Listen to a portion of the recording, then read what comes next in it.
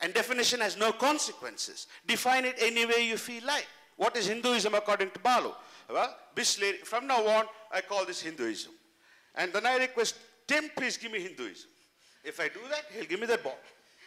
Tim, please give me Hinduism. So what is Hinduism? I just defined it. So what's the problem? Is it definitions or simply ways of us telling the others how we use words, and why do I need to tell you that, so that you may know what I'm talking about. So if I say Hinduism has green color, you will say, ah yeah, indeed, Balu is right, Hinduism has got green color. Hinduism is transparent. Okay. So if that is what definition is all about, it can be given in a matter of seconds. So that's not what we're sitting and fighting about in religious studies or in social sciences. Give a right definition. But define it any way you want.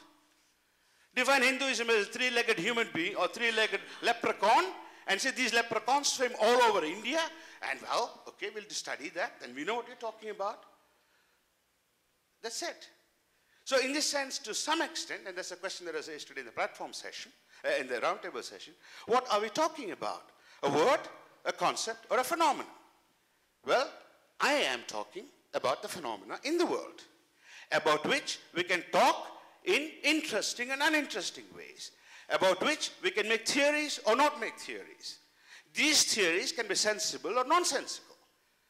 But Hinduism is neither nonsensical nor sensible because it's a phenomenon in the world, and sense and nonsense are predicates we use to speak about sentences in natural languages. So to some extent, I think Vivek was right today, there is a bit of confusion. But anyway, to return to my story, we have in this sense a creation, how historically it took place. Lots of people have written about it. Richard King has done lots of work about it. I have done some work about it. And, well, people like Pennington and so on have done work about it. Audie has done work about it. I suggest you read us. We have been trying to get together all kinds of evidence. We are still groping. Each has his own hypothesis to explain. But the point is that we're all trying to understand what it means when we say, no matter how tentative the formulations are today, what does it mean when we say that Hinduism is a construction?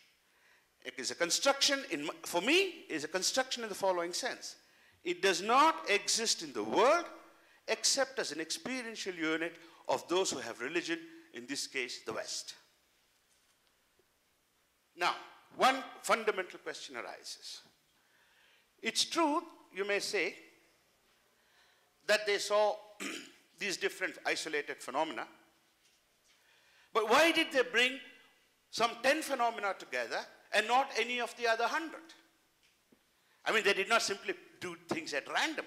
They said activity with respect to the temple, certain kinds of things which they identified with worship. For example, scratching a skin, they did not call it an act of worship. Only prostrating in front of the idol, for instance, or breaking coconuts, for example, in front of the idol. In other words, from any number of sets of action, they chose only a specific type of actions and made them into a significant, understandable, conceptual, or experiential unit. Why did they do so? Answering this question, in other words, answering questions about what Hinduism is, requires us to ask questions about the European culture. That is, to understand the European culture. And this brings me to the second. I'll come back to this point very soon. But this brings me to the second point. Why did Indian intellectuals take over the story? Surely it could not have made sense to them. I tell you, even today, it doesn't make sense to them. Do you know how you can check it? Read the writings of Indians on religion or secularism. They write absolute nonsense. So the only way, trust me, the only way you can say, how can such intelligent people write such drivel? You have two possibilities. One possibility is to say they're all asses. That's not my hypothesis. Because my hypothesis is they are very intelligent people. Far more intelligent, let's say, than I am. Then there's only one way. Namely, they have taken over not only a certain way of talking, but such is the nature of this way of talking that their own experience becomes inaccessible to them. So, I'll elaborate a bit more on this. So when the Europeans came, started talking in certain ways about us, for example, they asked us questions we never thought of asking. Suppose you're doing Ganesh Puja, and imagine this priest coming. Not priest, some reverend, because he would be a Protestant. Why are you doing Ganesh Puja? But this fellow never asked himself that question. Why did he do it? Well, because his father taught him. His first answer. Was the priest going to say, what do you mean? You do everything your father does? Suppose your father had slaves. Well, he had never thought of all these things. So like this you begin to ask. And then how can you have an elephant head? Shiva cut off the head of an elephant. How stupid are you? How can a mud idol, remember that's what Ganesha was, eh? It is a mud idol that Parvati made because she wanted to have a bath without a door. That's interesting. Our gods always have houses without doors and so on. You know? Their god lives I don't know where, but our gods, they have houses and doors. There was nobody at home.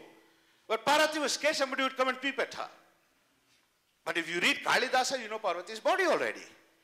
Have you read Kalidasa's Kumarasambhava? Beautiful. The way he describes the body of Parvati by the movement of the raindrop. I had a Sanskrit teacher of mine, old man, very pious, very practicing. And he was not married, of course. And he was very embarrassed to read these parts of Kalidasa. We were looking forward to that, you know, young guys, 15, 16, studying together with girl students. Said something beautiful. So they're all prepared. He said, next chapters are not all that interesting, I say. Let us simply go to the next 15 poems. So we lost the most important part of Kalidasa. So it's great regret in my heart, I tell you. Anyway, to come back. So this Parvati then creates a mud, an idol out of mud, breathes life into it. And then Shiva comes, and of course this mud baby doesn't know who Shiva is. As Shiva cuts off the head, brings an elephant. Which person can believe in the truth of this story? Come on. Such things don't happen. We know that too. I asked my mother, how is it possible? Oh, don't worry about all these things. Read it as a story. That was her advice to me. And I read it. Did I really believe it? I never thought about it, to tell you the truth. So like this, we never think about the stories. We don't ask, did it really happen on this world? Is it physiologically, psychologically, biologically, physically possible? We don't ask these questions because they have a different role to play in our culture. So when these kind of questions are asked, quite obviously, if you're an intellectual, you feel like a fool. So you have to think of answers. You have to start giving good answers. You want to come out as a reasonable, respectable fellow who is part of a culture. So when Europeans started with these kind of questioning and came up with their theologies, Indian intellectuals were forced into two predictable directions.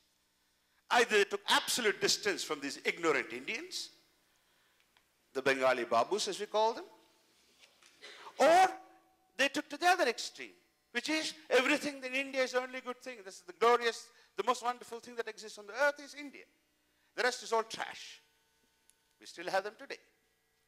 So between these two extremes, you have the vacillations. But the point is this, that when we took over these ideas, these theories, these words, these languages from Europeans, we didn't understand at all what they meant. By way of checking, how many of you knew what worship meant? Most all of you speak in English. I'm willing to take a bet that 95% of you did not know what worship meant.